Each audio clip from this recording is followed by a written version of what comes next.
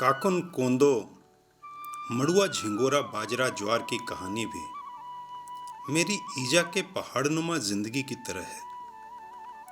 बाहरी चमक और बनावटीपन से कोसों दूर, पर अंदर से चट्टान की तरह मजबूत। बिना शिकवा शिकायत के सबको संभाले समेटे, पहाड़ी नदी की तरह एकदम निश्चल, प्रवाहमान और अपने अंदर की ताकत से खड़ी। जब पड़ोस के पहाड़ से अचानक बाहर निकलकर सूरज मेरी छत पर उतरता था और धूप मेरे आंगन में खुले मन से पसर जाती थी, तब मेरी आंखें ईजा को ढूंढती थी और खिड़की से ऊपरी पहाड़ पर ईजा अपने झिंगुरा के पौधों के बीच में लगी दिखती। ईजा यानी माँ, मेरी बूढ़ी माँ, इतिहास से भी बूढ़ी, सारे जमाने के दर्द को समेटे हुए। मैंने माँ को कभी जवान नहीं देखा।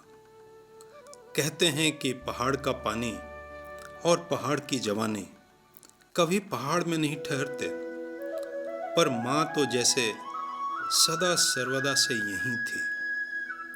हाँ, ये बात और है कि हमेशा बूढ़ों के घर में सबको संभालते संभालते माँ कब सबसे बुजुर्ग हो गई पता ही नहीं चला।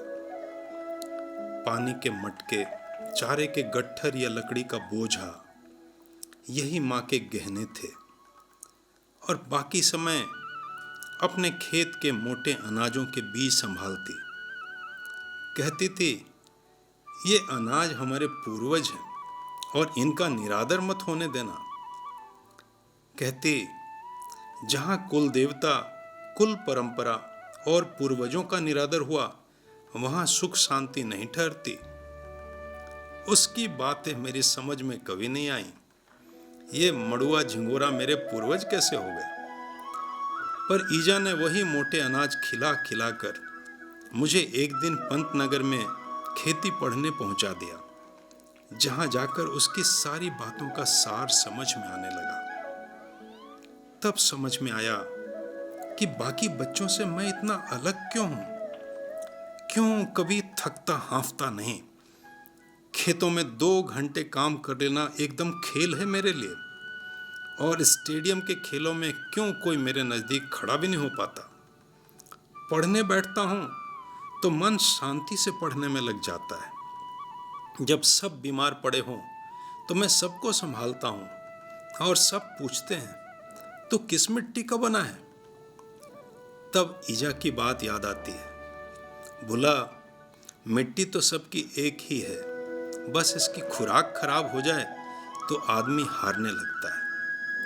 फिर अपने काकुन कोंदो मड़ुआ के सहेजे बीजों को दिखाकर कहती थी, यही मूल है भुला, अपने पूर्वजों का आशीर्वाद है, इसे मत भूलना, इससे ये लोक और परलोक दोनों सिद्ध हो जाएंगे। अब ईजा की देखा देखी गांव में सब काकुन कोंदो मड़ुआ झिंगोरा सावा बाजरा उगाने लगे हैं। मैं ईजा की सोच की सफलता का नमूना जो हूं। ये बात और है कि अब भी गांव में सबको मेरी climate resilience, micronutrients, dietary fibre content और लो ग्लाइसेमिक इंडेक्स के सिद्धांत थोड़े कम ही समझ में आते हैं।